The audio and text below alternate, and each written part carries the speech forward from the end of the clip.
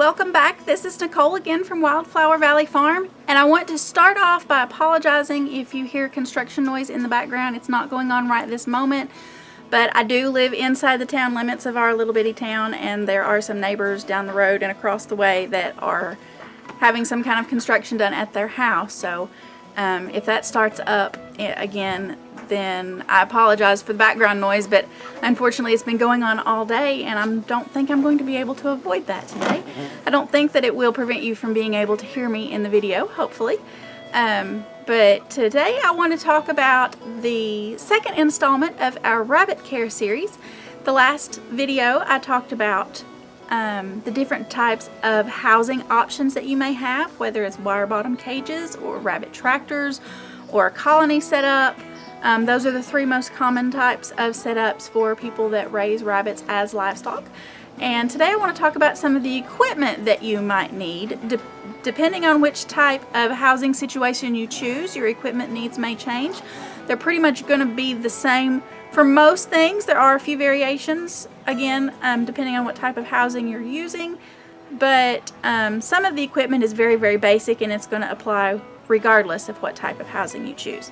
So let's get started, and I will show you examples of everything I have, and then if there's something you may need that I don't have, I'll do my best to describe it for you. One of the main types of equipment that you're going to need for your rabbits, regardless of the type of housing situation that you choose, is a way to feed them. How are you going to give them their feed? Now, if you have rabbits in a tractor and they are on the ground foraging for their feed, then you may not need any kind of special equipment for those rabbits, again, because they are on the ground and foraging for their own and feeding themselves.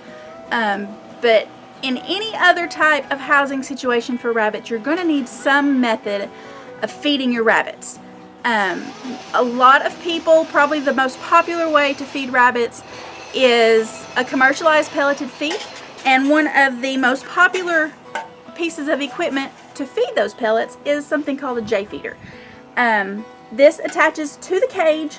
This part goes on the inside of the cage so that the rabbit can access this to eat. This part right here is on the outside of the cage so that you can open the lid and put your feed inside without having to open the cage every time. If you are feeding a group of juvenile grow-outs, not having to open the cage is a lot of times a good thing, because whereas the adults will usually take a step back when you open the cage door, a lot of times the babies will climb all over themselves and may fall out of the cage. Of course, if you have a colony set up, that may be less of a problem, but especially if you're using cages or hutches, either one, not having to open the cage every single time you feed the rabbits is very often going to be a good thing. The J feeders have little wire hooks on them, and that holds the feeder onto the side of the cage so that it will hold it in place. You're going to have to cut a small hole in the cage for this to slide through, but you only want to cut it just the same size as the feeder that you're using. Feeders come in different sizes. This is a medium-sized feeder and is probably the most common size that a lot of people will use. There is a smaller version that is a little larger than half of this, about this wide usually, and then there's a larger version that is about twice as long. There probably is an extra large version that's even longer than that. I don't have one that's that big.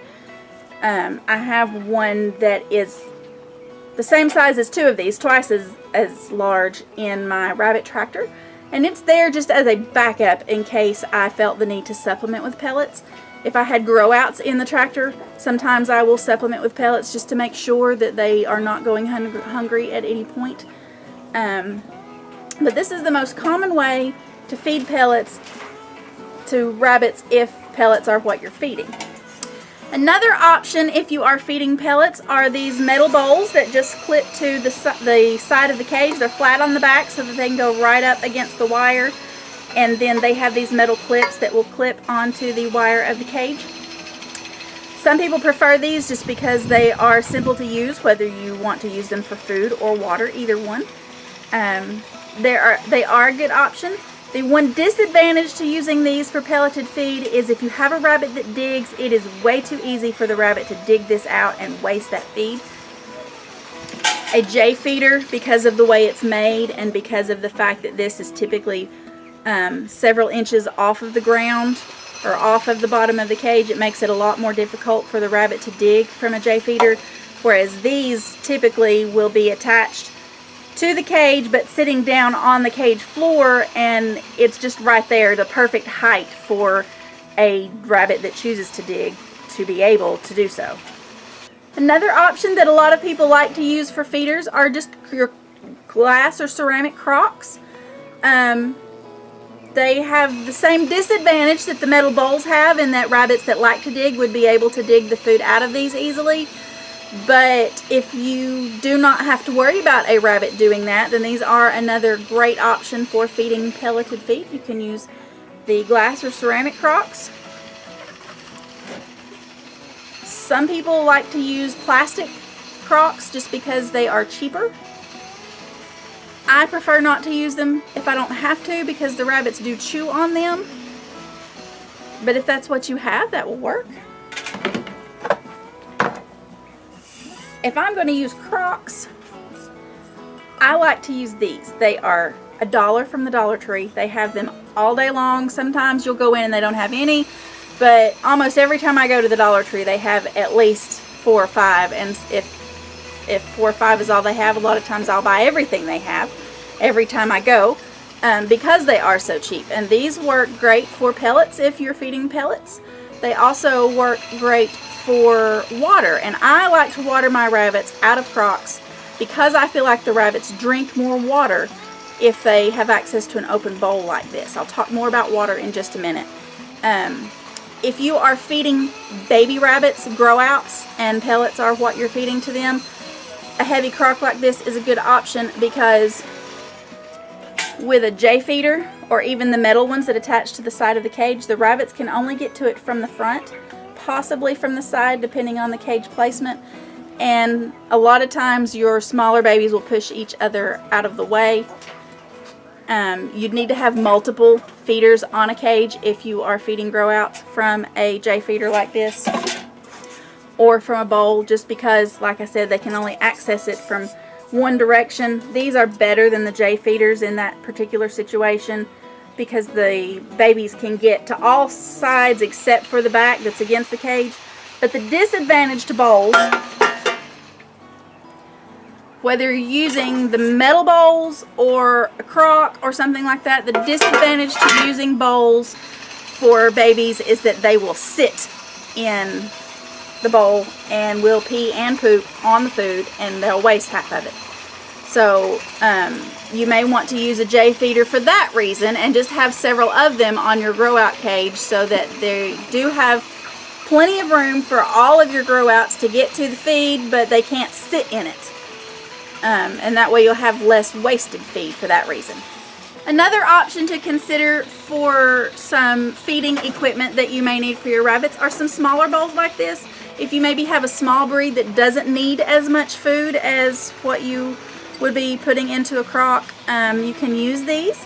They're still $1 from the Dollar Tree, or you can pick up little dishes probably at like thrift stores and other types of dollar stores too. They're also an option if maybe you are feeding a supplement like sunflower seeds or another type of grain, and you want to keep that separate from your pelleted feed. You could use a small dish like this for that purpose. So what do you want to do for water? That is the next thing to decide and to think about when you are looking to purchase the equipment to get your rabbitry started, or to maybe make some changes because some things are not working for you.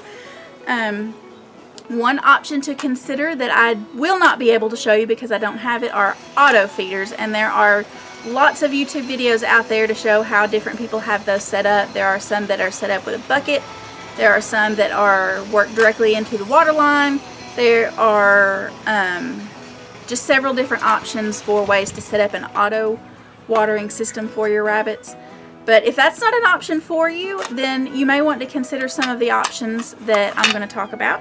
One of those options is a water bottle. You can find these in any pet store, at any Walmart. A lot of grocery stores will carry these in the pet section. Any feed supply store, you can find these. Is just your basic generic quart-sized water bottle. You can find larger versions They're not, the larger ones are not round, they're usually more of an oval shape, so that they're flat on the back and can fit against the side of your cage. But this is what a lot of people like to use for their rabbits, because the rabbits are less likely to spill the water out of one of these for obvious reasons, because the only way they have to access the water are through the nipples like this. There are some that have the round rollerball nipple like that. You'll find some that have more of a trigger nipple on them like that. In my experience, they all leak exactly the same.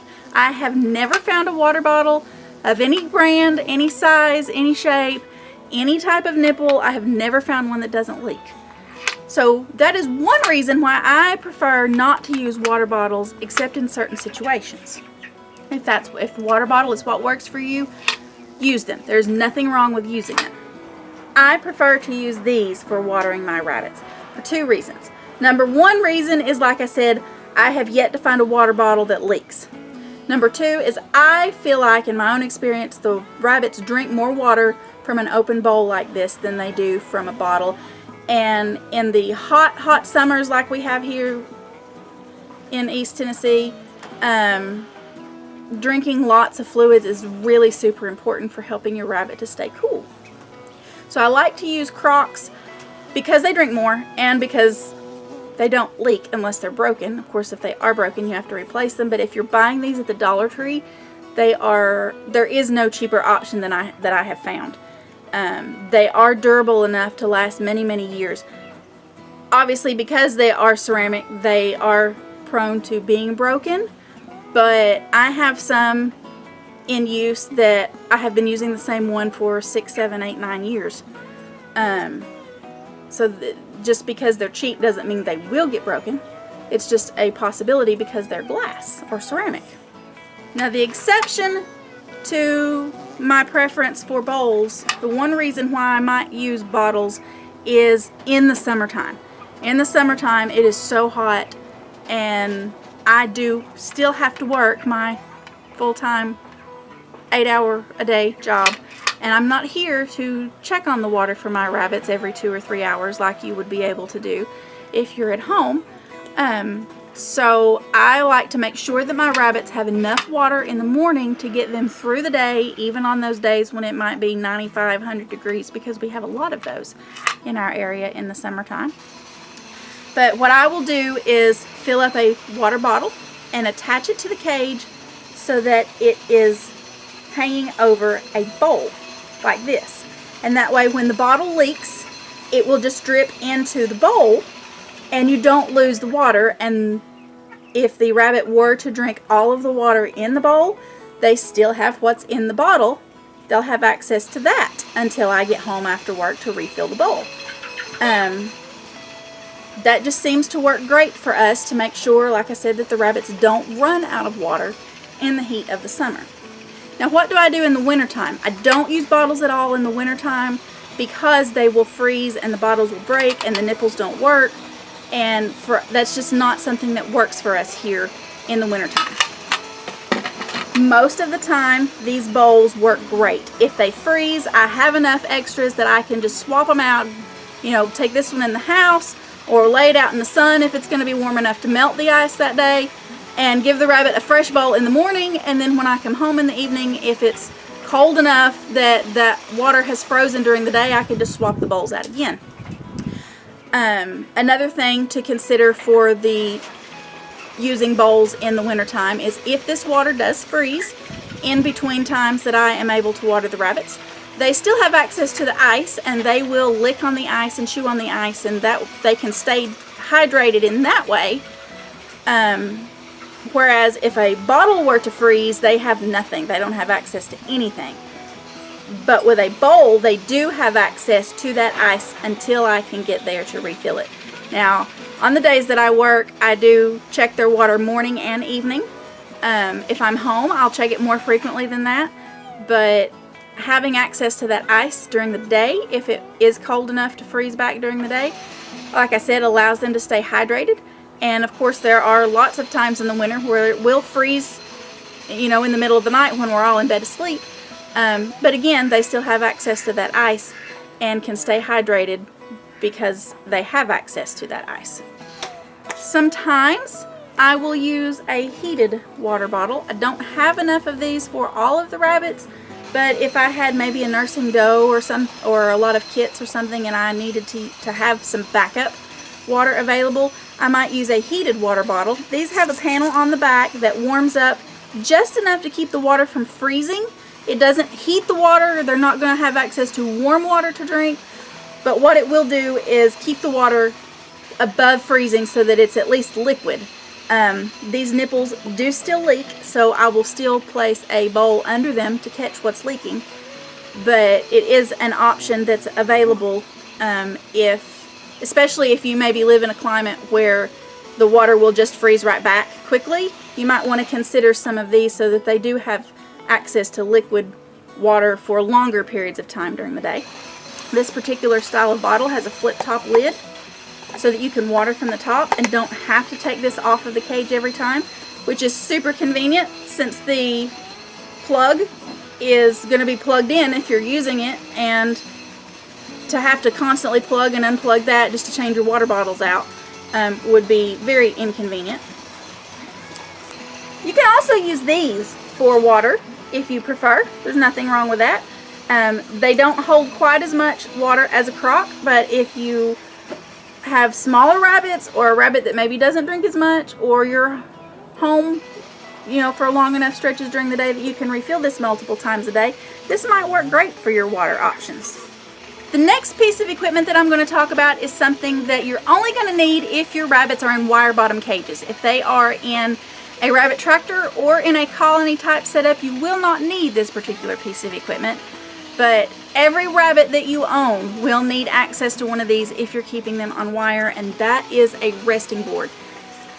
They can literally be nothing more than a piece of lumber that you have cut up for that purpose. Or they could be as elaborate as you want them to be.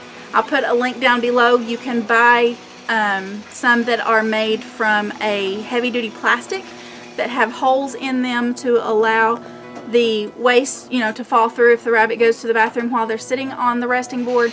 But they are a little bit softer surface than the wire, so that's an option if you want to use one of those. They're easier to sanitize. The plastic ones are. Another option that is easy to sanitize are ceramic tiles. You can buy a 12-inch or 16-inch size ceramic tile and use those for your resting boards. A lot of people don't like to use wood because your rabbits will chew on them. I don't like to use the plastic because the rabbits will chew on them. I don't mind if they chew on the wood because it is a safe option for them to chew on.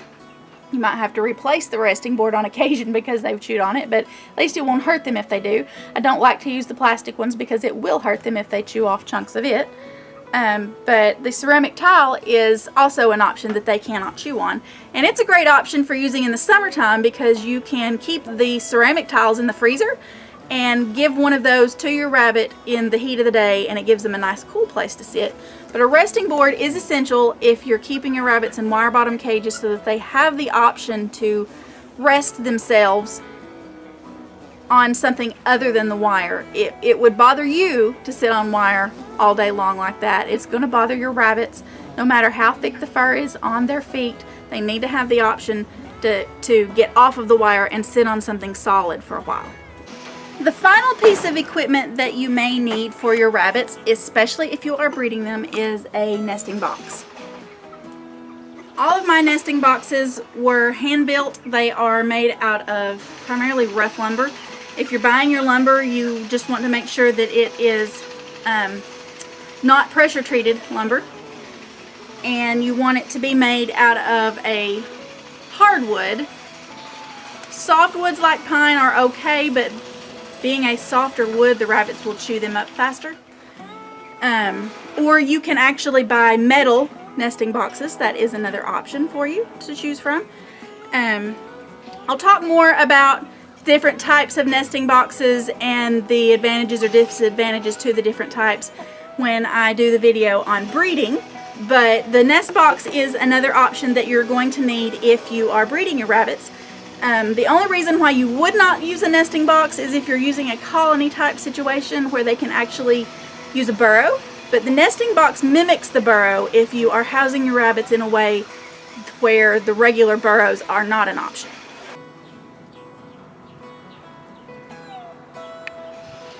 So that is all for today's video. I hope that you found at least some of the information to be helpful to you. If you have any questions or suggestions or any other topics that you would like for me to discuss more in depth, please put that in the comments down below. I do read all of those and I will respond appropriately.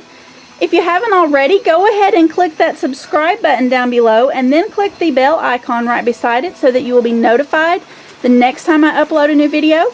If you are finding these rabbit care videos to be helpful to you, then you certainly don't want to miss the next one when I upload that one. And clicking the notifications button is a way to make sure that you don't miss anything. Be sure to check out the description down below as well for links to all of our social media accounts, and I will put Amazon links to all of the equipment that I use or something similar. Thanks for watching.